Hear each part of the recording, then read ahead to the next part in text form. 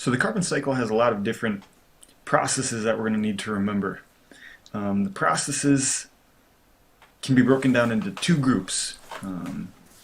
Processes that add, so plus CO2 to the atmosphere, and processes that take away or minus CO2 to the atmosphere. And I'm going to break them down based on if they add CO2 or if they take away CO2.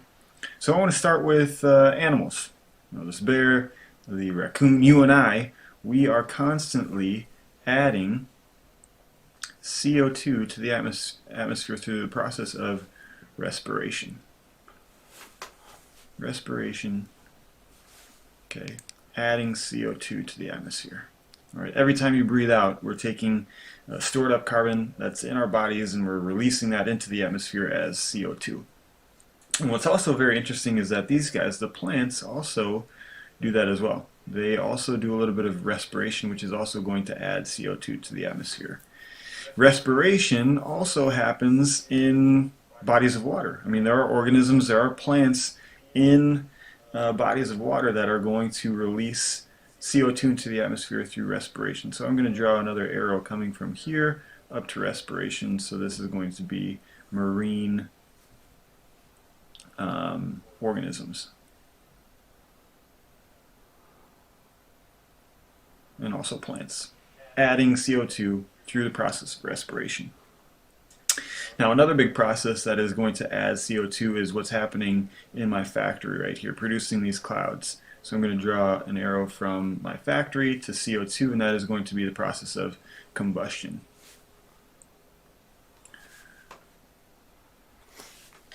Now in combustion, what we're doing is we're taking... Well, that was a bit boring, that, wasn't it? Yeah.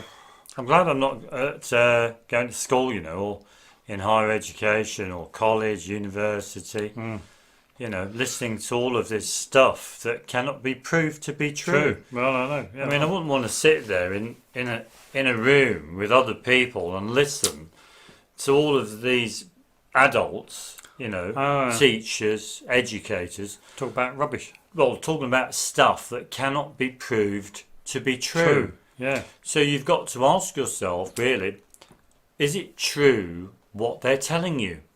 Well, is this true?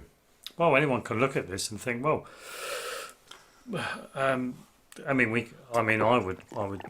can go with the idea factories and chemical works and industry can kick out CO2.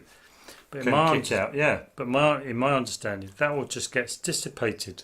That basically goes into the atmosphere and disappears forever. Never to be seen again. Never to be seen again. Absolutely, of course. Yeah, that's what I think as well. It's a bit like if you did a fart. If you farted, what happens to it? It doesn't stay there in the room, does it? Absolutely. You can never find it once you've farted, can you? Can you imagine it? I don't think you'd be able to find it in a room. Well, who was the culprit? Who was the culprit? Absolutely, of course. Where did it go? Will it ever return? Yeah. Who knows? It just goes to show that nature has its very own mechanisms to clean and basically ensure the atmosphere remains as it should remain, no matter how much shit is released into the atmosphere. Absolutely, yeah. So when we do look at the carbon cycle, we've got to really ask ourselves whether the whole information about the carbon cycle is true or whether it's a complete fabrication. I think we'd better go and annoy a few people. I think we'd better head. Yep.